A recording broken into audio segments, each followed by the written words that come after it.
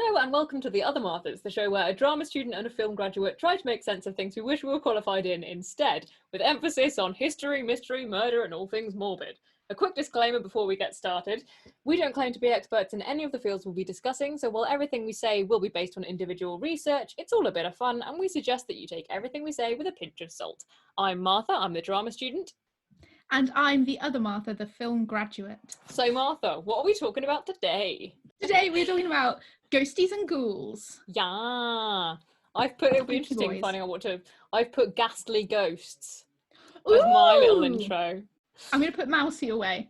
Mousy, by the way, is a toy mouse. Yes. I think from Jellycat. Oh, is it? It is adorable. He's got the Jellycat whiskers. Yeah, that's true. And he's got beans in him. He's full of beans. Full of beans. He's been dancing along as I try to read the intro out. Yeah, that's why Martha sounded a bit annoyed during the intro. It's because there was a toy mouse dancing at her. I've come up with a dance routine for our intro. I don't know if you saw it. Well, by dance routine, I just mean a series of actions, sort of like you would do as a child in a choir. Yeah, that's exactly what it was. Yeah, it's exactly what it was. Please feel free to make up your own and send them videos. In. What ghosties and ghouls are you going to talk to me about today?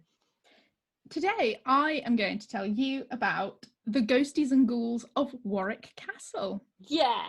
I used to work at Warwick Castle, so I can confirm it's so haunted. Would wholeheartedly recommend their dungeon experience. It's fabulous. Yeah.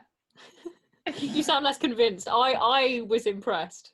Oh, no, I enjoyed it. It was just, I was just remembering our time in the dungeon together. Yeah. Yours, because I suppose, would have been dominated by me grabbing your hand and being like, don't leave me! Yeah. Yeah. That was basically it. And getting lost in the mirror part. I really liked the dungeons. They're fabulous. And for future reference, for people like me in there, no one's going to touch you, so you don't need to worry. Yeah, and for the people like me in there, your friends are going to grab you and scream in your ears. And it will be scarier than the rest of it. First of all, some history that I discovered of Warwick Castle before we get into the ghosties and ghouls, because for such an old castle that has such a violent history, there aren't that many ghosties and ghouls. Interesting. Warwick Castle themselves don't promote the real ghosties other than one. Okay. Some history of the castle first, because it's fun history and I like it.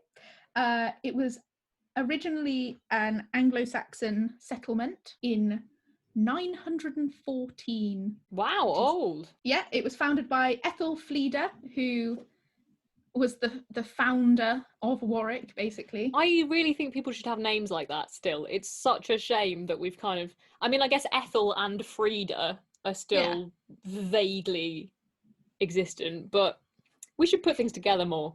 Yes, I did have a plan for a while to, if I ever had a child, to call her Ethelfleda, and then I thought she would hate me forever. Yes. And would want a normal name. Yeah.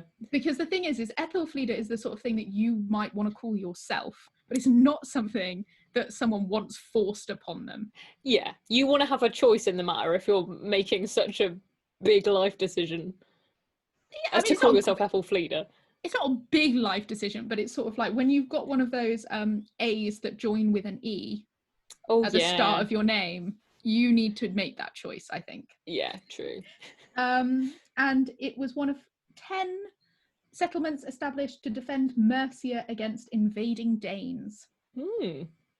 After the Norman conquest of England, William the Conqueror established a Motte and Bailey Castle in 1068. Oh, pretty quick. Yeah, he's a quick lad. Quick on the uptake. He was like, get me a castle. And he built it to control the Midlands when he went northwards. Makes sense. William the Conqueror left Henry de Beaumont in charge of the castle, and he later became the Earl of Warwick in 1088. Very nice. Oh, here's some like fun drama that happened really early on in the history of the castle. Brilliant. Which just made me laugh so much when I read it. By the way, most of this information is from Wikipedia. Aha. My favourite Taking a leaf out of my, not a book. Well, yes, to be fair, I do have the guidebook of Warwick Castle, but it's in a box somewhere. Yeah. So that's not going to happen. I went on a lot of paranormal speculation pages and Wikipedia, so... Oh, also, before all of this that I'm telling you, there are also tons of Romans knocking about, I heard. Yeah, that's actually, well, it's fairly recent, isn't it, that they discovered that there was Roman civilization in Warwick, because under the new Warwick School King's High building site, they discovered basically the remains of a Roman barn, very well preserved, which is amazing and indicates that there would be a villa or a system of villas nearby, which would be far more interesting than a barn where just, you know, grain would have been stored or what have you. But Warwick School decided actually they just wanted to build on top of it, so they did. Classic move. Yeah, so the drama and tea that happened quite early on in Warwick Castle's history is in 1153, the wife of Roger de Beaumont, who I tried to look up who she was, because all of the websites I found just said the wife of Roger. Ugh, I hate and I was that. like, was she called the wife of Roger when she was born and christened? No. So I looked it up. The name that I found was Gundred de Warenne. Again, Gundred. No one's called Gundred anymore. I want a dog called Gundred, and I want it to be a greyhound. I think that would be the best thing ever, wouldn't it? Yeah, and he wears a little bow tie. No. Okay, You've well, gone too when far. he comes to stay with me, he can wear a bow tie. Okay. If he likes it. I'll buy him one. Yeah, so I think she was called Gundred, but also it was hard to come across a lot about Roger and Gundred. Okay. So Roger was the second Earl of Warwick, and she, Gundred, was tricked by Henry of Anjou's army that her husband was dead. And then she handed the castle over to the army. Oh no! What, do they literally enemy. march up and go, hey, your husband's dead, so no point? And she went, oh no, and just surrendered. I have no idea. Fantastic idea. Like, you avoid so much unnecessary bloodshed, and then like bloody Roger comes home and goes, well, they're like, if you're looking for your wife, she's in the barn, we live here now. We're pleased to see you. I mean, I suppose it's worth a try going up to the gates and being like, your husband's dead, because it's not like she could ring him and be like, hey, Roger, are you dead? Yeah, like, I guess the worst that could happen is that she goes, no, he's not, or, well, even if he is, I would still like to stay here. Yeah, even if he is, I live in a castle, bring it on. Yeah. But she did hand it over to Gundred lads. And when Roger heard the news, he died. Oh no! Yeah. Did news reach Gundred that he was alive before news reached him that she'd... I don't know, because this is the only piece of history that I know about these two. My God. Is that she killed him by thinking he was dead. But can you imagine the kind of whirlwind? I mean, whichever way round it happened, it would have been a lot. But if Gundred's like, you know, this army comes up to your castle and goes, hey, your husband's dead, and you go, oh my God, okay, take the castle. So you've moved out, you're all shaken up. And then someone comes and is like, hey, Gundred, your husband's alive. And you go, yeah, oh.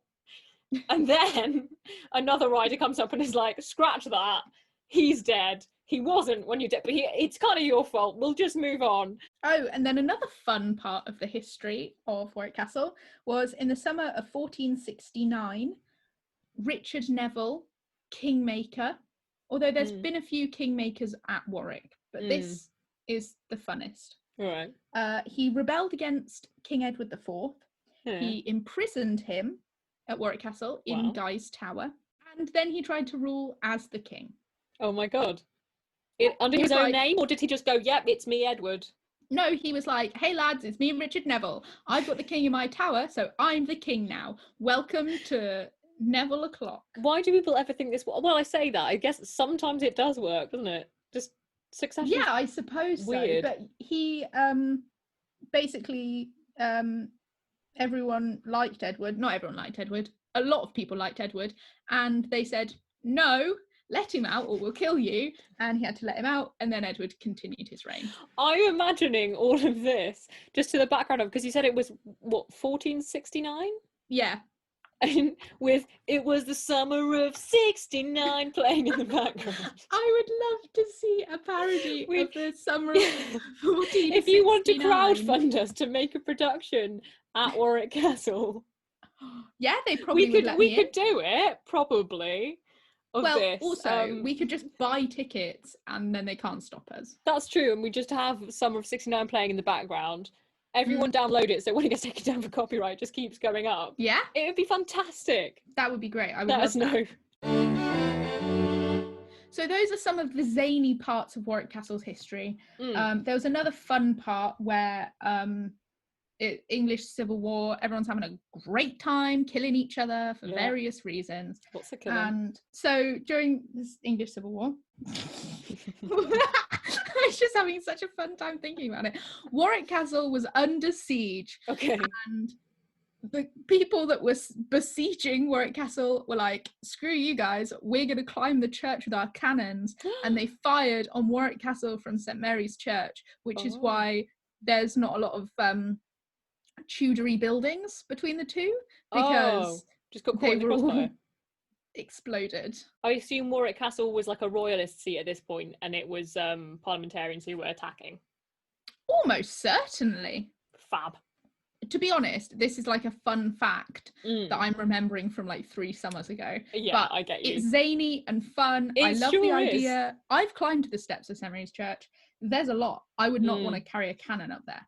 No, kudos to the parliamentarians. Not so much for like bombing Warwick, but we don't love that. No. Then it sort of went into disrepair for a long time. Like, not a good time.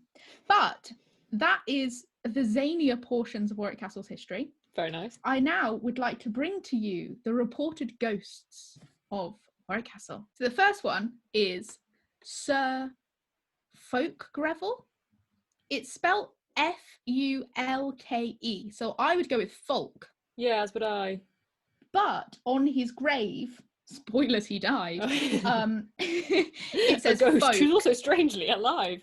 He says it's spelt folk, like you know how, because they would spell things sort of how they sound. Yeah. But I might go with folk because it's more fun to say. Yeah. And he's dead, so what's gonna do? Haunt me? Maybe. Probably. Well, what was the second part of his name? Greville. Folk Greville. All right. You gonna look him up? No, I just wanted to relish the sound. Oh, okay. Now I have, so we can move on. Good. So in 1628, Folk was stabbed by Ralph Haywood, who was his sort of like main man servant guy. Oh. You know those men that are sort of like, oh, he's my man. Like the valet butler type thing, but it's like, yeah. Come squire. Damn. Ralph was salty because he thought that Folk wasn't going to put him in his will. And he was like, hey, I've served you all this time, at least give me like a horse or something. Yeah. So killing him seems like a weird way to deal with that, because surely like threatening him and making him put him in the will, whereas killing him, it's like, well, now there's no chance you'll be in the will. Well, yes, and also like that's very true, because then the will's going to be enacted. Like, it would be better to make him under knife point, change the will, and then stab him. Then exactly. And then be like, oh no, he died. Fell on my knife. Or just push him down the stairs. There's a lot of stairs. And you're his manservant. Yeah, let's go take the air on the battlements, sir. Why don't you sign this? Exactly. Ralph, get yourself not a good together. Murderer. So, apparently what happened was they argued and Haywood grabbed a knife and stabbed him to death, and then he stabbed himself to death. Oh, okay. So he wasn't trying to be productive at all. He just had a moment. While I was mocking, I knew that he killed himself straight afterwards. So I'm like, oh, what's the point of that? Oh, wait, not very good for setting himself up in the future, is it? Yeah, I think he was having a moment. Yeah. Oh dear. But since this stabbing, apparently, Falk has been reported to be wandering the halls of his former home, Warwick Castle. He has been witnessed at the Watergate Tower, quote, where he spent his final moments of his life. Apparently, he's also been witnessed in the Watergate Tower so much that it has been nicknamed the Ghost Tower. Oh, is that the one that is advertised as the Ghost Tower? No, and also I think that now might either be the Time Tower or the Princess Tower. No, I think the Water Tower is sort of down by the lake. That would make sense. Well, not the lake, the River Avon. Yeah. But here is where the historian in me can't have fun with the ghost stories. Okay. I love ghost stories. I sort of believe in them. It's weird because let's get into it. Yeah. I believe in ghosts sometimes. I believe I can sense ghosts and I'm psychic. Here's the thing. I also then, when I read ghost stories like this, and quite a lot of them, I'm like, it's not true. When I watch ghost hunting shows, I'm like, oh, it's not real. And so like when I'm looking for the evidence, I don't see any evidence. But when I'm, for example, standing in a stock room that I know to be an old guard room, I go, hello everyone. Yeah, how are you today? See, I find that interesting because I am a full skeptic when it comes to ghosts. I don't think they exist. But I don't know if I feel like definitely in very history-rich places, like ruins and castles and what have you, generally when you kind of know vaguely the history or just the nature of it, whether it was very bloody or what kind of people lived there, then it is easy to kind of, there's a kind of aura. But I don't know to what extent that's, if you want to get semi-hippie about it, like, you know, vibes from the past that are still actually hanging around in the air, but it's not like the people who were there are there and still have agency. It's just the memories of them. Or it's, you know, people and their imaginations are being very receptive, or a combination of the two. Or the gods are still hanging out there, but they're dead. I personally think it's primarily imagination, but I know it's very much a thing that you can sometimes just feel. Yes. Well, so I don't think I ever, when I worked at the castle, felt a ghosty. There were a couple of times where I was there late, where I was like, ooh, but I was like, surely if I can, like, oh, there's a headless horseman, is there? Well, where is he in the daytime then? Yeah. Because although they do say, I think it's that, like, I don't know if it's all ghosts, but like cross little ghosties really hate living people, so maybe they wouldn't come in the daytime because it's busy. Right. Yeah. Like me. Yeah. Not that I love dead people, but I mean, like, I don't want to go places where it's busy. Yeah. So there's that. But I did once stay in a crofter's cottage in Scotland that was like full on haunted, where, like, probably by a demon. It was. Right. It had like. It looks like a lovely, cute little crofter's cottage. Like, oh, little, like, stone everywhere, fireplaces. How cute, how lovely. And then you spend the night there and there's definitely a demon that lives on the ceiling. Like, I'm not even joking. Okay. I could feel it. It hated everyone. I feel bad because, like, I believe that you felt that. Yeah. But I'm aware that in not believing in ghosts, I also inevitably am saying, yeah, well, I don't think that actually happened to. Yeah, but that's the thing, is that I feel sometimes like I can feel a ghosty. But if someone else said to me, oh, I feel a spirit, I would be like, no, you don't. Stop being stupid. Even though sometimes I'm like, oh, ghosty. I feel a spirit, yeah. Yeah. And I would love to be, I think we've covered this, but I would love to be one of those women that's like, a ghost. Oh, here's one. I think this was in our very first episode, and you said if you were an Elizabethan woman or something. A Victorian woman. A Victorian woman, that's what you would have chosen to. Yeah, well, because there wasn't a lot knocking about for Victorian women to do.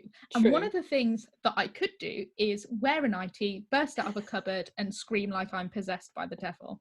And that's more entertaining than knitting or writing. Well, depends what you write, but I'm not good at writing things. I'm better at bursting out of cupboards and screaming. So that would have been my occupation. Yeah, but yes, I see that. So, as we were saying, where the historian in me cannot enjoy the ghosties is that Falk was stabbed at his home in Holborn. Is that how we say it? Either that or Holborn, I'm not sure. I think it is Holborn. Yeah. Holborn in London. So he wasn't stabbed in the Watergate Tower at Warwick Castle. And also, I had never heard of the Watergate Tower being called the Ghost Tower. Okay. So, and no one's ever like come running to me and been like, oh, a ghostie. Yeah. So it's like, where are all these reported things? Maybe they just were only reported in like 2008 and I missed that. Was his body then brought to Warwick Castle maybe, or? Yeah, so Falk's doctors, first of all, this is just a fun little 1600s, we're not good at medicine story. Oh, we love it. Falk's doctors filled his wounds with pig fat. Why? Lo and behold, as we all expected, it turned rancid and infected the wounds. Oh my God. He died in agony 4 weeks later. Oh Jesus, 4 weeks as well. Like, that's the kind of thing, if he survived for 4 weeks with rancid wounds, probably if they'd just given them a wash, he might have been all right. Been like, hey, let's take the pig or just fat not out put it in. They could have been like, oh no, he's been stabbed. Clearly not fatally, because he's going to live for another 4 weeks, even with poison in him. Oh no, I didn't even think about that. Let's just, pack some pressure on that. Voila. Well, do you know, if they would have had you in 1628, they probably would have burnt you for a witch. But they probably you would have been right. And Falk would not wander the halls of Warwick Castle. What I discovered was that his body was returned to Warwick. Right. I don't know if within the 4 weeks they were like, hey, maybe you need some different air. Go to Warwick. And then he died there. But the fact that this one said Falk has also been witnessed in the Watergate Tower where he spent his final moments. That's bizarre, because unless they put him in the tower that he was stabbed at, except he wasn't stabbed in the tower. I don't know. Odd choices. Maybe they did put him in that tower and I'm mocking maybe them he for wanted no to view reason. over the wall while he died or something. I don't know. But it's weird because there aren't, to my abilities to find, I'm sure there are like in the archives of history for like people with white gloves to look at. I couldn't find like someone writing a diary like, oh, Falk's worse today and his wounds smell of rancid bacon. Like, no one was writing that for me to read. Found Falk today, he'd been stabbed. Whoopsie, decided to put some pig fat on it for the lols. Touch wood. Woohoo! He is buried in St Mary's Church, so that's fun for him. Fair enough. So that's Falk. So I just don't understand why they think he's there unless he was stabbed there, but he wasn't, because he was stabbed in London, which is not in Warwick. The next reported ghostie doesn't even have a name. Maybe we could choose one for him. Ooh. So this is the malevolent spirit in the Warwick Castle dungeon, not the dungeon that we had an adventure in, the actual real dungeon. So it's believed to be a sadistic jailer who had a wonderful time torturing people. It's been reported peering through a metal grate and yelling at people who approach. Side note, first of all, I don't know that, like, most ghost sightings, like, I saw a lady in the window. I felt a presence. No, this guy, like... this bloke yelled at me. He yells at people. I've approached this grate many a time, and I never saw this ghostie. Is it the kind of grate that a person could get behind and yell through, or not? Yes. Okay, do you think... I'm just throwing this out there. Possibly a guy went down there and went, what would be funny? got behind the grate, yelled some stuff. And that has happened before in my experience. It's just weird. It's just a weird choice. If you're going to make up a ghost, and I'm not saying it's necessarily made up, if you're going to make up a ghost, don't make up one that yells at people through a grate. True. Like, make up one that sways. They used to have in the castle dungeon this sort of like body holder of iron. If you look up Warwick Castle dungeon, you'll see it. Like a big cage almost type thing. Yeah, but just like fitted to a person. So if you were like wanting to make up a ghost, or were a ghost and felt like scaring someone, I would like say that the thing like swayed and I heard like whispers. Yeah. Like, that's more spooky than someone yelling. It's sort of like, you know, in horror films where when the monster's revealed, it's not as scary.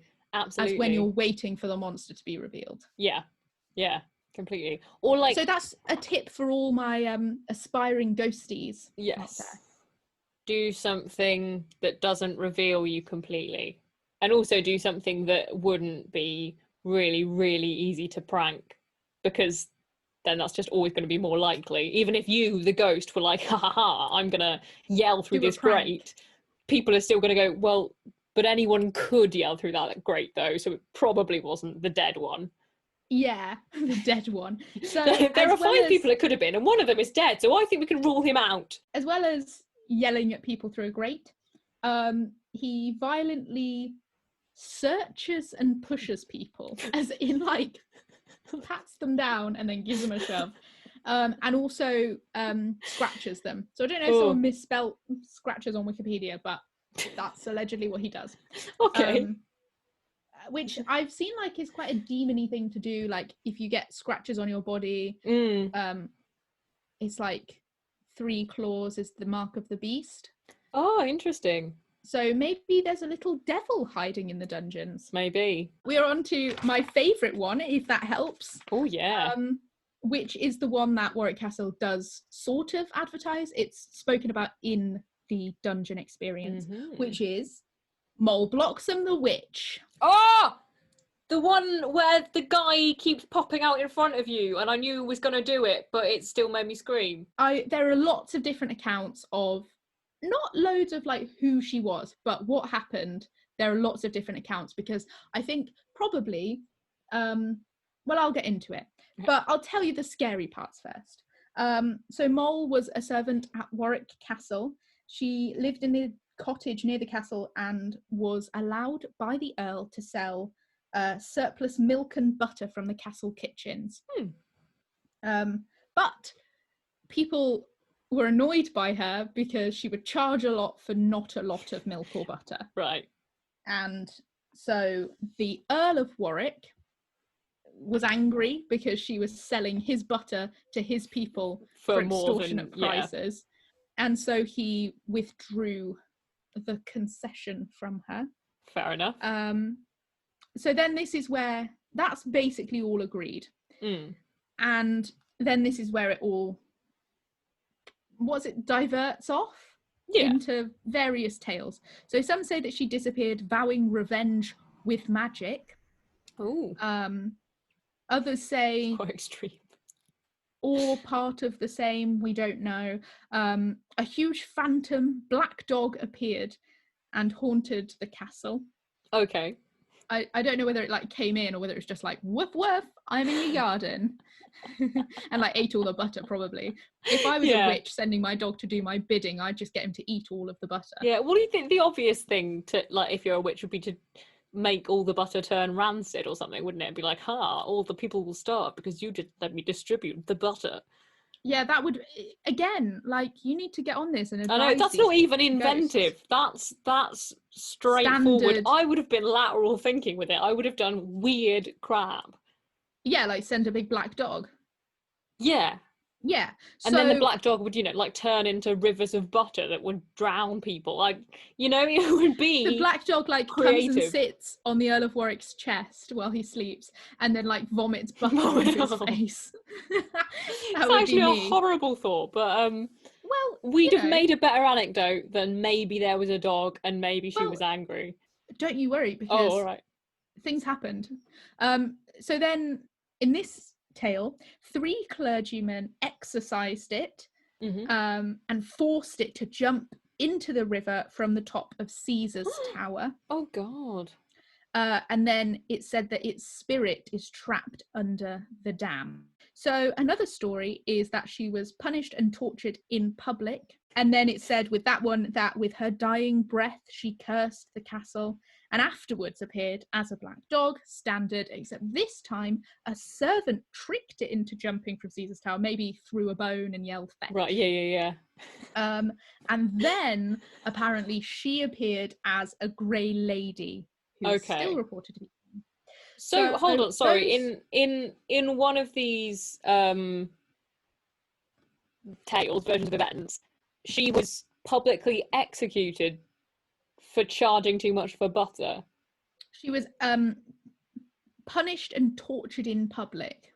Oh my God. Yeah. People get salty about their butter.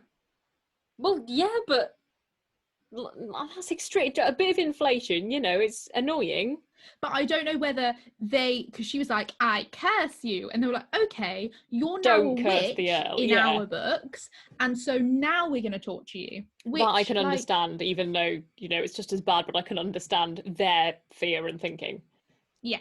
So then another story, this one is my favourite, is that they tried to evict her as well as saying no more butter selling for you.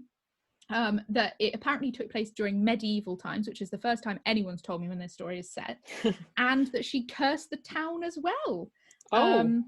Then she's not dead yet, but apparently she used poltergeist activity to smash up the kitchen. Wow. And I love a poltergeist. I want to be one. Oh God. Yeah, we've had an extensive conversation that you guys have been spared about how much Martha wants to be a poltergeist. That's my goal when I die.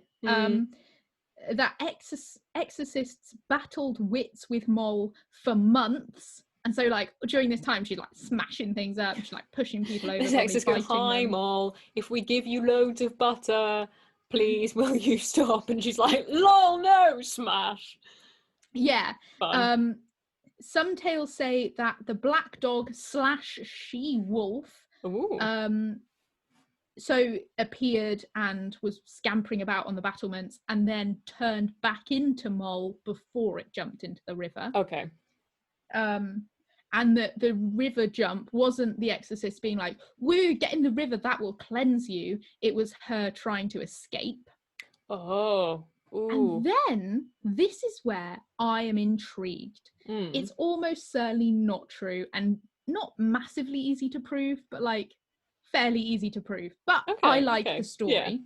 Yeah. She was then captured, I assume her body, and entombed in the weir again. So we've got another one saying that it's trapped in the dam. Yeah. It's called Fletcher's Dam. And apparently she was put in a small prison under the dam. And a watcher, which is a statue of an angel, was set over her. And the haunting ceased. Wow. So I just love the idea of like, oh, we've got a witch, let's bury her under running water. Yeah, just imagine that being common parlance, that's like, oh, this is a genuine problem. Like, oh, we've got cockroaches. Oh, we had a witch. Really? What did you do? Like, well, we had witches and we buried her in a dam. Ooh. God. And in that version of events, when Moll jumped off the tower, was she alive and that's how she died? Or was she a spirit at that point and then they took that opportunity to go, oh, the spirit's stuck, let's... So it says in this, I mean, again, it's not great. But it says she transformed back into Moll. So I assume this is her as a woman. Yeah. And then was captured and entombed. So she might still have been alive when they put her in there. The river's not that deep, but she may have been. And so that's that. And then there's another addition to the story that apparently she can still project her spirit into the castle, which is where the Grey Lady comes in. And that if the witch should ever escape from her prison, then Warwick Castle will fall. Wow. Do you know, I just love that a medieval story is giving this much power to a woman. True. Well, that's the thing, actually. A lot of, like, I mean, the entire witch hunting movement is basically, hold on, women are powerful and have agency. That must be evil. Oh God. Yeah, well, so I wrote a whole essay about it. Oh yeah. If anyone's interested, I'll send it to you. But it is basically saying that witchcraft is based, like the theory of witches and witchcraft and killing women for witchcraft is misogynistic, and that men saw women having agency and, you know, having perhaps even their own business, you know, like hedge witches and stuff. Yeah. And they decided to kill them all. Yeah, no, to put you're women right, in their places. because like the industries that were seen as witch-ish were like hedge witches, like young apothecaries and stuff, and it's like, we the men did not teach that form of medicine. They just found some leaves and went, oh, this helped me for my headache, maybe it'll help them. And then also things like women reading and such, where it's like, oh, they are educating themselves now. No. It was also as well as like hedge witches, it was also like midwives, because if the baby would die, sometimes they would be like, you are a witch and you killed it. And it's like, no, that just sometimes happens. So it's like a combination of superstition, just general people being idiots at the time. Yeah, blame. Like misogyny, all of that.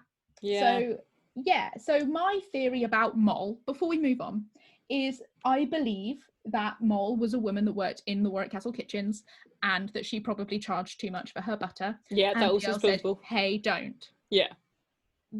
That's what I believe. The fact that we don't have even the name of the Earl of Warwick at the time, it was medieval, so like who knows when. I would imagine it's around like the 1500s, 1600s, because that's when witches were like really true, but that's off. That's more into Tudor than medieval, really. Yes, but James Stewart wrote a Bible on how to hunt witches. Those are all of my tales. You see what I mean? Like, these are the only ghosts. I am surprised. And here's another fun fact about Warwick Castle. It has seen more warfare than almost every other castle in the UK combined. Whoa. And yet these are the only ghosties we have? I think not. Where are the rest?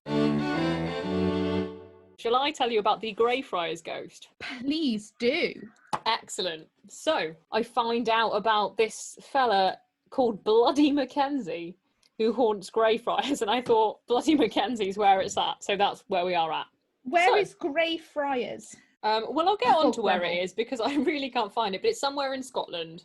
Oh, no, that's fine. I just wanted to know it's a Scotland. Land. Sir George Mackenzie. He's born in Dundee in 1636 or 1638. That's the best information I could find. And I can only assume that his birth records are just written in really weird handwriting. And they're like, we know it's either a 6 or an 8. Because it's not like between 6 and 8. I thought it was probably just that they were like, oh, well, he was about this age when he died, so he was probably about that age when he was born. But that's the thing, because it's not, he was born somewhere between 1636 and 1638. He was either born in 1636 or 1638, so take that as you will. And he attended various universities. He attended the University of Aberdeen, the University of St Andrews, and the University of Bourges in France before embarking on his legal career. He was called to the bar in 1659, and he would later become the orchestrator of one of the bloodiest religious persecutions of the 17th century, and then subsequently the most well-documented poltergeist in the world. Oh my god! Right, I need to listen to this and take notes. I'm already taking notes, because if I can... Follow in his footsteps? Yeah, if I can follow in his footsteps, I might be able to achieve my goal. Now, Martha, I am going to repeat the bit about him being the orchestrator of one of the bloodiest religious persecutions of the 17th century. Yes, I know, but I'm not going to do that. I'm just going to do something like that to achieve my goal. Okay, look, we'll cut... If she doesn't cut this bit out, I would like to express concern at this point. Okay, well, no, let me defend myself. Obviously, I'm not going to go around killing people. Right. I'll just see what else he did that might have led to that, because I don't want to murder anyone, not on any basis. Unfortunately, I think the fullness of his poltergeistiness is entirely because of the bloodshed. I don't think you can have one without the other. So you'll have to, it's your call. A very, very basic initial sort of life status of Sir George Mackenzie. Yes. So just before we get on with George, I want to say something. All right. You know how a lot of people that have a religion, let's go Christians, because I'm the most familiar with them, they're like, okay, well, my afterlife is in heaven, and if I do all of these good things and don't do all these bad things, I will go to heaven. So they spend their whole life doing the things on the list to get to the place. Yeah. That's what I need to become a poltergeist, so I can spend my whole life plotting for my afterlife, just like the Christians. I think it would depend, because in different cultures there are different things that you have to do to be a ghost, but I guess the most sort of universal one is, like we said, unfinished business. Just make sure that you have things set up, but in a way that people can't tell exactly how they're going to fall down and then die, and also do things ambiguously enough to end up in purgatory, because that's basically the spirit realm, isn't it? So I'll never do anything.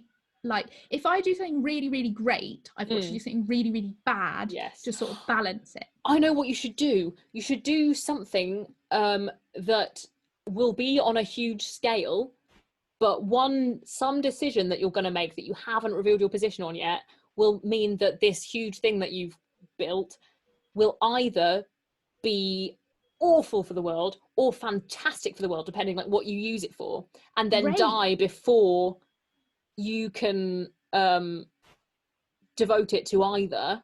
So then you'll be in purgatory, because who knows what your intentions were. That's really great, but the only problem with that is that obviously I wouldn't want to create something that's really terrible for the world. So then, because in my will, I would leave it. I would leave it to you, so that something good is done with it. Oh yeah, no, I would do the good thing. I'd be like, I'll ruin it. I prefer things neutral. Yeah, I would give it to you. So maybe the good thing wouldn't be done if I gave it to you. But so then my position would be revealed, and then I wouldn't end up as a ghost. Oh, that's true. That's true. Yeah, to understand the significance of what he did, both during his life and posthumously, supposedly, it's important that we understand the history of what was going on religiously in the UK at the time. So, basically, it all starts in 1637. Charles I and Archbishop Laud decide to try and kind of unite the churches of England and Scotland, or bring them closer together, by introducing a new book of canons to replace what had been serving as the authority for the organisation of the Kirk, and also by modifying the Book of Common Prayer that's used in Scotland. Now, they did this without consulting the Scottish at all. So understandably, the Scots kind of went, hold on, they were in a church service, let's say, the Scots, and someone started reading out loud from the Book of Common Prayer and went, sorry, this isn't the book that I was using yesterday. Does anyone know anything about this? And the Scots in the church went, no, we don't know. This is hypothetical, but I imagine this is how it happened. And then they were like, this is England again, Jesus Christ. So understandably, the majority of Scotland was kind of furious about this. There was a movement against these reforms, which grew, headed by Scottish Presbyterian noblemen. Now, I looked up Presbyterianism because I get a bit confused about different branches of Christianity. As far as I could figure out, it's a branch of Protestantism which basically focuses on kind of doctrine only being directly deliverable by God or Jesus. So their churches are headed by elders representing the congregation, as opposed to divinely appointed, ordained ministers or the king, which makes sense to me. It's like democratic religion, but with kind of the ultimate autocrat at the top, I guess, being God, Jesus. Yes. So it was mainly these Presbyterian noblemen in Scotland who were opposing these proposed reforms. As a part of this, a group of, in inverted commas, godly women organised a protest in which someone called Jenny Geddes, I think that's what I've written, supposedly flung her prayer stool at the High Kirk of St. Giles when he tried to read from the New Common Prayer Book for the first time. This was on the 23rd of July, 1637. She wasn't having it. She stood up and threw her chair. Goals. Yeah, I mean, it's, on the one hand, it's battery, don't do it. On the other hand, that's a form of protest. And it's strong. So increasingly, there were riots and discontent about this. And as the movement started to become bigger and more formalised, they decided to draw up a national covenant because it was getting a bit, I'm going to say a bit London riotsy. And that, was it 2012, the London riots? There have been a few, but I think the most like rioty ones were, I think, when we were between year 8 and year 9 in that summer. Or year 8 and year 9. Maybe it's 2010 then. I don't know. Apologies. In around the 2010s time. Now who's being vague with 2-year differences? Yeah. Yeah, but presumably the person who wrote these articles and, like, you know, documented the entire life of this guy weren't going, oh, I don't know, could Google. Nah. If they did, iconic. Anyway, it was getting a bit London riot scene, inverted commas, in that while the cause was in general very justified, people, not everyone rioting was entirely sure what the cause was, and it got a bit muddied. So they decided to draw up a national covenant. It's drawn up by Alexander Henderson, which just made me laugh because then I was singing through a load of Hamilton in my head going, Alexander Henderson, which gave me way too much joy. Do you know Google Translate sings? Yes, I do. When she did her Hamilton parody. Oh, Alexander Lukashenko. I always sing that. I mean, it's a lovely name. But yeah, this guy, Alexander Henderson, was a clergyman, and he drew up this covenant with Archibald Johnston, who was a lawyer, to clarify the aims and demands of this movement. So basically what the covenant called for was adherence to doctrines that were already enshrined within parliamentary acts, based on the Confession of the Faith, which was signed by James VI in 1581. It was basically rejecting religious innovations and movement towards Roman Catholicism. For Scots, they just wanted the right to freely practice their Presbyterian faith, essentially, and they wanted that in writing. So the Covenant movement became very dominant. It was kind of the dominant political and religious movement in Scotland, following its signings at the Glasgow Assembly of 1638. And during the English Civil War of 1643, they formed an alliance with the English parliamentarians against the Royalists, which was instrumental in the defeat of the King's cause. So the National Covenant was then honoured because they won. Charles I executed in 1649. Cromwell takes over. Theatres are a bit crap for a while. La la la. He dies in 1660. The monarchy is restored with Charles II, the eldest son of Charles I. Huzzah! So Charles II comes back and immediately disavows the covenant, demands that all of the covenanters accept the official state religion, which at the time, I believe, was at least towards the Roman Catholicism side. I could be wrong about that. Shall I look up what religion Charles II was? Yeah, go on. I'm not sure what it was, but either way, he wanted it to be only his interpretation of it and there to be no nuances for other people to practice their version of faith. Catholic. Yeah, Catholic. Okay, cool. And in general, the Scots wanted to remain Presbyterian. He wasn't having that.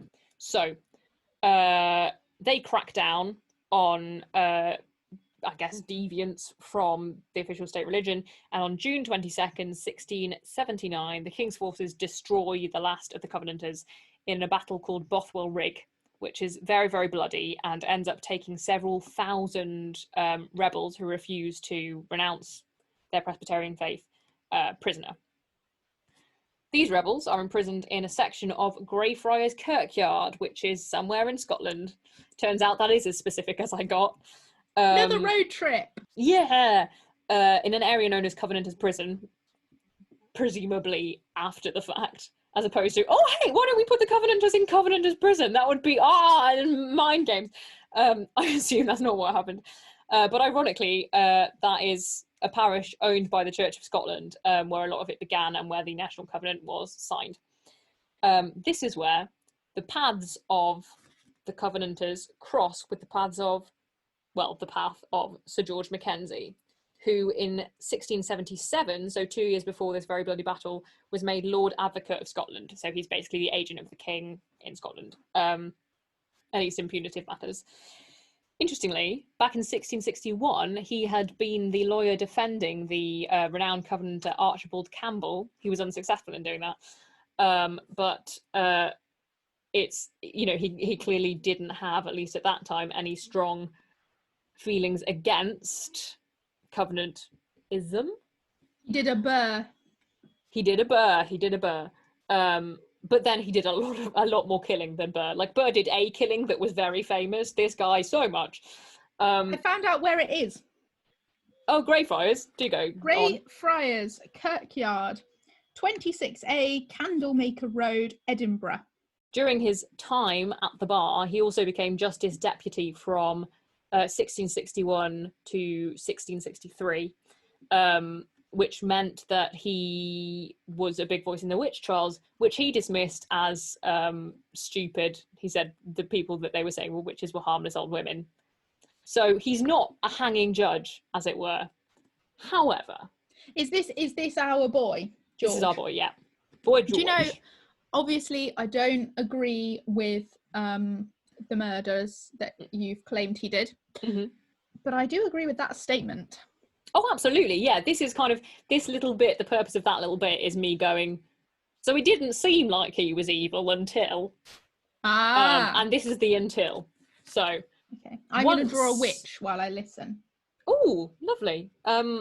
Once he's charged with the disciplining of the Covenanters in 1679, he reveals a ruthless side, which leads the period from 1680 to 1688 to be known as the Killing Time. Which, I mean, especially at that time, there was a lot of killing. Yeah, and this was like the killing time, so it's a lot. So basically, he has these effectively prisoners of war imprisoned in the Covenanters' prison in Greyfriars. And from what I understand, prisoners could be released if they signed documents renouncing their faith. But religious martyrdom is a very strong thing. And well, because if you think that the thing that's gonna get you, like, being alive is like 1% of their whole life in their mind. True. If they think they can get to heaven, and the other 99% is them in heaven. But if they make a bad decision in the 1%, they aren't getting there. True, actually, the I hadn't 99% is spent in hell. So obviously you're not going to sign a bit of paper that puts you makes in your hell. 1% better. Yeah. I was just thinking of it as personal integrity and being like, wow, these guys. No, but that makes a whole lot I would of sense. rather burn on a stake and get to heaven than not burn on a stake and go to hell. And then go to hell. But yes, most of the prisoners obviously didn't sign these papers. Understandably, should not have been required to. The rest were kept in what's regarded as the world's first concentration camp. They were tortured, they were malnourished, they were left to succumb to disease and exposure, you know, general horrifying prison conditions, and then buried where they died. Some were sent overseas as slaves, but the ship that carried them actually went down in a storm, so they died as well. All in all, Mackenzie, who earned the name Bluidy McKenzie, which is spelled Bluidy, which I didn't quite understand, but then I understood more when I realised, it took me a moment to realise that it was Scottish. Yeah. Like Bluidy McKenzie, I guess. I'm so sorry. But he earned that nickname because of his brutal treatment of his prisoners. Oh, I'm so disappointed. It's the only way to become a poltergeist. I know. Well, it might, you know, stay tuned. Maybe there are otherwise. But he's thought to have caused some 18,000 deaths just in that period of imprisoning and torturing and disposing of rebel, what are they called? Rebel Covenanters. Was he sort of in amongst it, or was he like sitting at his desk, signing sitting things. at his desk. I think he was overseeing it, but it very much the indications are very much that he was very into it. But I don't know, if he would come and visit the jailer every day and go, haha, hey, poke that one. Or if lend me that stick, I want to prod exactly, or if he was sitting at his desk going, yes, good, I think we should give them less food actually, and how about introducing this as a punishment. Either way, right. He was the person who made it all happen and continued to oversee it. Amazingly though, in 1688, the Glorious Revolution, as it's called, which deposed King James the Second in England, seventh in Scotland. He, Mackenzie, opposed the king's removal, understandably, but somehow, when the Glorious Revolution was successful, he managed to escape completely scot-free by just quietly retiring, which is mad. It happens. Yeah, but the thing is, this guy is a symbol of religious oppression because of the divine right to rule, essentially. And yet the Glorious Revolution, which seeks to overthrow everything that stands for, they just go, yeah, I guess this guy, he can just retire. Did anyone ever see him? Like any of the rebels? Did they ever see him? What do you mean? Like, because if he didn't ever go into the camp and so if he just quietly kind of disappeared and then they went, oh, we've got more pressing things to deal with. If he disappears and none of his enemies had seen him and his servants were like, oh, he's sort of like an old man, grey beard, like he wore black and whatever clothes were appropriate for the time, it's not like. Just my point is he'd be quite hard to find. Like if he... Oh, I see. Right, so they might have thought not worth the effort. Yeah, like how do you find someone when he... Like it's a time period where no one really knows what he looks like. Yeah, but at the same time, people do hunt people down and find people a lot though in that time. And also, it would be like, oh, hey, Scotland, you know the guy who's been in charge of you and has slaughtered thousands upon thousands of your people? He's, the guy in charge. Right, oh, okay. Has anyone seen him? Right, okay, sorry, I didn't know that he was the big boy. Yeah, he's, hold on, what's his title again? Lord Advocate of Scotland. So, as I understand it, that's he is the king's representative in Scotland. Oh, okay. Well, okay. I was just saying, if no one knew what he looked like, he might be able to, run away to a little I do village see in what Scotland, you mean, to be fair. And but I feel like he would have been a big enough cheese that people would have recognised him wherever he went. I think. I'm not sure. Either way. That's so weird, then, that nobody went and got him. I know. Lucky guy. He died in 1691, natural causes, in Westminster.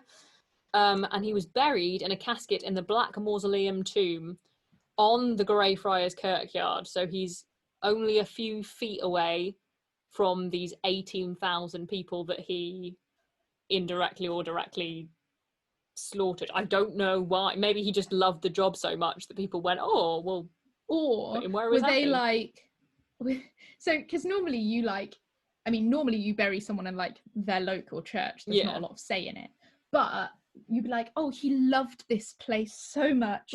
But it is, I'd like to know the thinking behind that decision, because it's quite a statement to put the ultimate orchestrator of a huge religious oppression in the same resting place as his victims. Yes, that is very weird. Yeah, it seems very disrespectful to the victims, but then again, it's not like, the people who are buried in Greyfriars Churchyard who were his victims, it's not like they chose to be buried there either.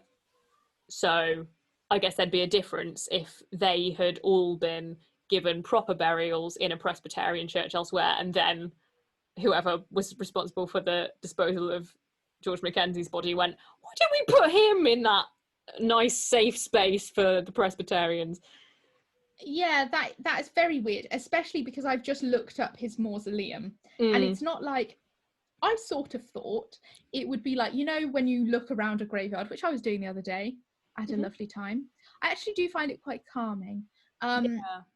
But you know, like the sort of ones that are like the size of a single bed and then quite stacked up. No, like, it's big. No, it's like a house. It is. It's like a big round house. Yeah, it's a statement. Now we get to the paranormal, or people getting bored in a church.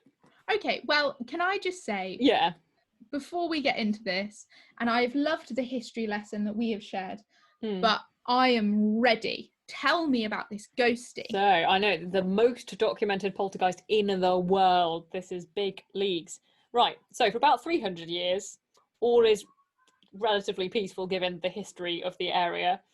Then, 1998, some poor homeless guy breaks into the Black Mausoleum, either seeking shelter or valuables to sell. He breaks in, and the story goes, he's going around the tomb smashing things up a bit, and then he tries to pry open Mackenzie's casket, and he's unable to, because as he's trying to, he falls through the floor into a chamber of plague corpses.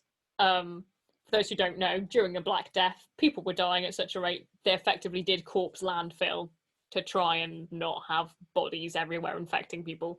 And apparently someone thought it was a good idea to then build the Black Mausoleum on top of one. They probably didn't know. They probably didn't know, that's true. I guess you'd have to dig and check whether or not there is one, and you don't want to do that for the same reasons that you don't want to encounter one. So yeah, fair enough. But he falls into a plague pit and flees screaming. What a nightmare. Absolute nightmare. All you wanted to do was a little bit of grave robbing, and you fall into the plague. So this guy obviously runs screaming, and rumour has it a local dog walker is absolutely frightened out of their wits when they're just walking their dog through the graveyard, and then out of this giant house-like tomb comes this screaming figure covered in grave dust and just disappears into the night. I mean, you'd be freaked. So they probably thought they saw a ghost. Probably, yeah. It's not what you expect on a dog walk. So since then, about 500 people have reported instances of unexplained injuries and other poltergeist activity. Most of these are documented with photographic evidence.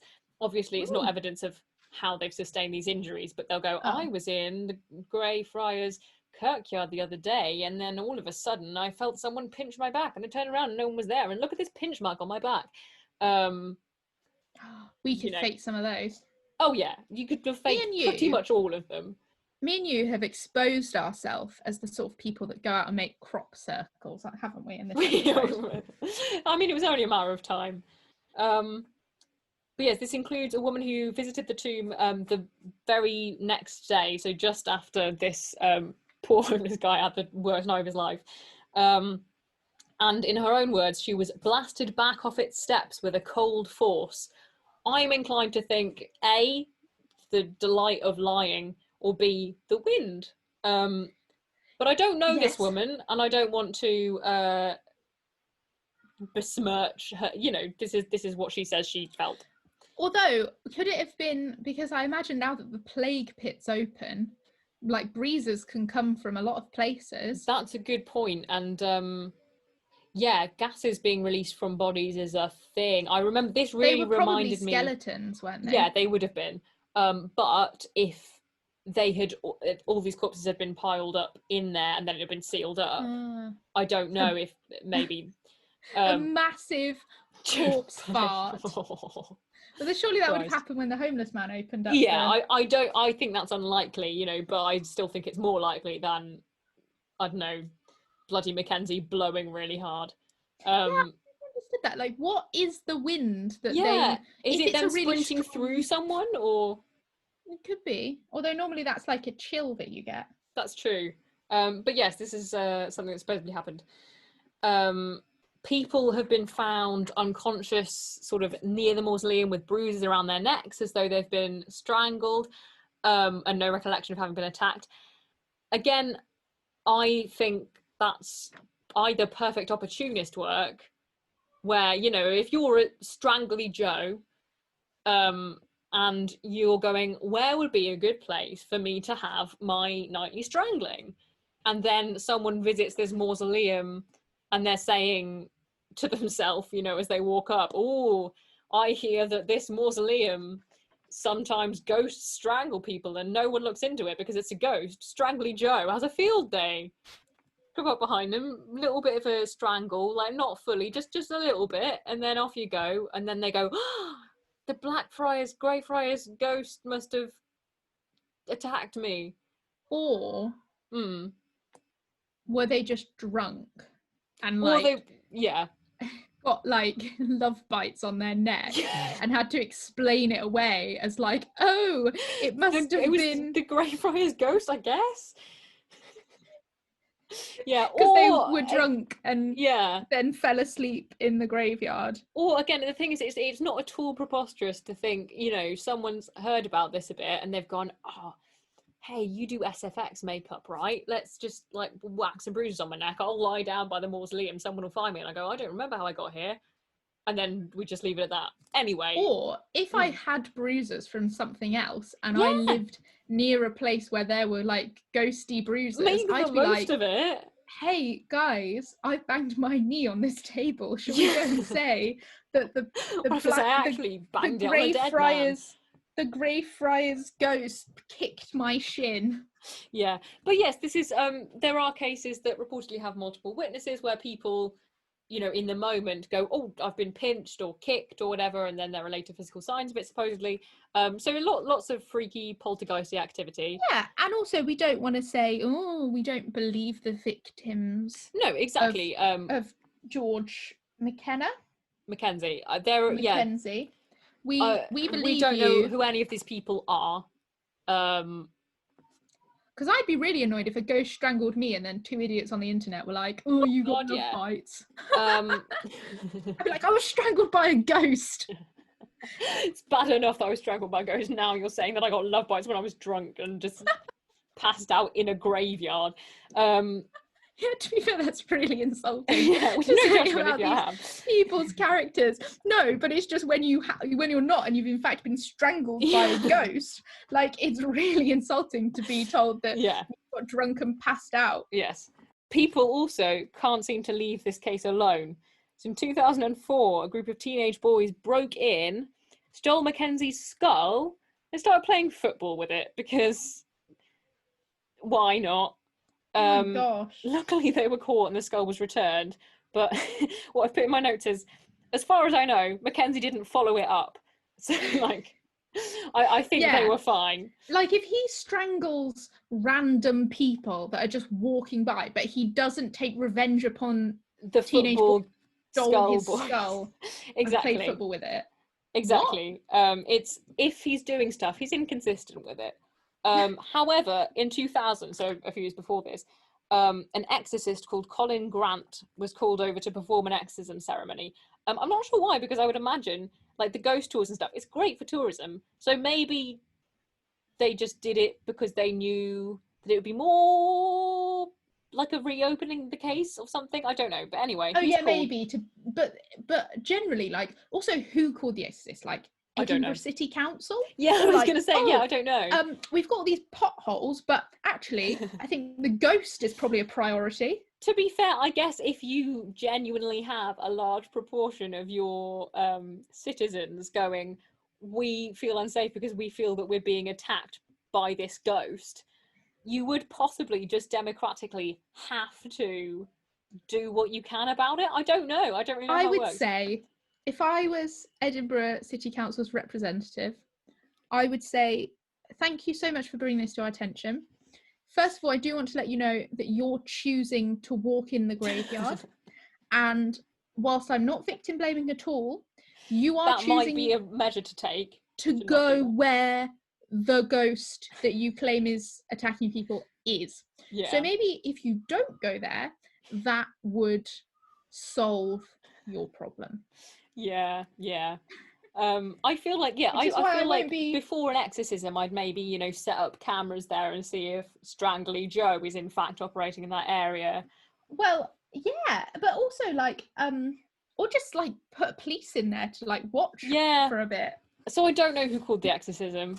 Maybe it was the priest, vicar, reverend, whoever sort of is in charge of the church.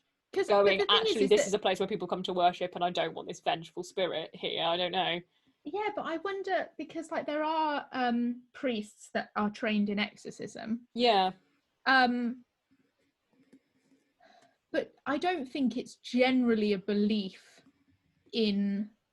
among vicars and priests that ghosts are real, other than like the Holy Ghost. But I suppose it does just depend on the individual. Carry on, sorry. Exorcist Colin Grant. He's called to perform an exorcism. He arrived at the cemetery and he sort of starts the process, I guess. But he quickly becomes overwhelmed by the sensation of being surrounded by hundreds of tormented souls trying to break through into the mortal realm. And he flees. He says, evil is too powerful for me here. I won't be able to exercise it. It will exercise me, I guess. So he runs away. So do we think perhaps, I'm not saying that these people were evil, but do you think maybe it's the like the victims of the victims of see, this is what I've put brackets, because he said being surrounded by hundreds of tormented spirits. I've put brackets, why not thousands? Because if like 18,000 people, you know, were they just so at peace with themselves when they died? Doubt it. They weren't living in good conditions or dying. Well, I don't know though, because if they really believe in what they're with their faith, sure. Yeah, but also, you think they should be angry about it? Yes, and also, but then there are, you know, like not everyone who dies becomes a ghost.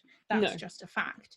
That we can agree on, because yes, we can. I agree that not everyone, and also the other not everyone. Yeah, whereas you know, not everyone who dies becomes a ghost. So maybe only some of them became ghosts, or maybe when he was panicking about all the spirits that were getting at him, he wasn't like counting heads. That's a good point. You're just like, there's a lot. I'm going to go with hundreds for now. True. Either way, he's really freaked out. And only a few weeks later, Grant was found dead of an unexpected heart attack. So that one is a little freaky. I mean, the spirits got in his body. Heart attacks a lot, but still. How old was he? I don't know. But it was unexpected, the heart attack. So he was like 90. Yeah. But I assume he was young enough that a heart attack wouldn't be sort of run of the mill, as it were. And clearly his health wasn't indicative of a heart attack because it was unexpected. No, and if he could run away from the ghosts. Yeah.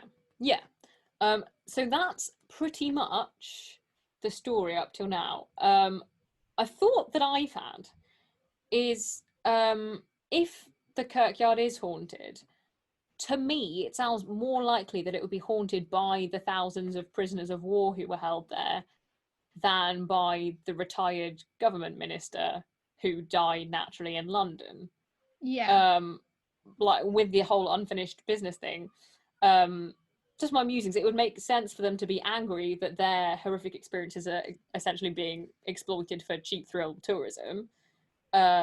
Maybe they just want to be left in peace, or maybe they've realised that it's a way to draw attention to their story to stop it from happening again. Notably, they seem quite cool with the Skull football lads. Maybe they were like, those lads have done a pretty cool thing there, playing football. Yeah, that's true. You know, if a lot of the attacks, like obviously you've not told me of them, but if a lot of the attacks did happen during ghost tours and like people maybe looking at the what they call him, Mackenzie's. Yeah, well, I think generally it's people who are seeking to go to be like, oh, this is haunted, as opposed to people who are just walking through the area. Yeah, but like, I mean, if someone's like doesn't know anything about Mackenzie and they're like looking at his grave and paying more attention to him than they are to them, I could understand being like, hey, pay attention to us because this guy was a bad guy. Whereas when the boys were playing football with his head, they were like great, funny, kick it over here, we'll be in goal. Yeah, exactly. So I'm thinking, so hypothetically, if Mackenzie's spirit was maybe released that night in 1998, but the paranormal activity, rather than he's just kind of hanging out. Is the prisoners of war trying to stop him from causing more pain or to prevent visitors from getting too close? And then when they're finally promised peace from this exorcist, and he's like, oh no, too much for me, I must go, then they'd be really bloody angry because they're going, yeah, he was a bit too much for us as well, but there were 18,000 of us and we all died in agony because they could get not I don't know if they are exorcists, maybe just priests, loads of priests of their religion out to Greyfriars and say, hey everyone, we're the priests and it's all good now, go, off you go. Presbyterian exorcists. I don't know if there are such things. Because sometimes exorcists, like, obviously there are the exorcists that have to exorcise like evil demons, and then there aren't ones any that are just putting them to rest. Yeah, some of it's just being like, hey, it's all good, chill. Yeah, well, again, like most, I think, persecuting afterlife-y spirits who are remaining in the earthly realm and causing damage generally are thought to be just distressed because they want to go to their final resting place anyway, aren't they? Yeah. Maybe that's my problem. Maybe that's a problem I would have to be a poltergeist, because if I was happy as a poltergeist, I wouldn't be a very good poltergeist. Oh God. That's so I've cursed myself. It's kind of like publicly saying that you want to work for the Secret Services. Yeah. Then you're not allowed. Yeah. Oh, interesting. Thank you for listening to the Other Marthas podcast, the show where a drama student and a film graduate talk about things we have no business talking about. If you enjoyed today's episode, please do subscribe to our channel for more.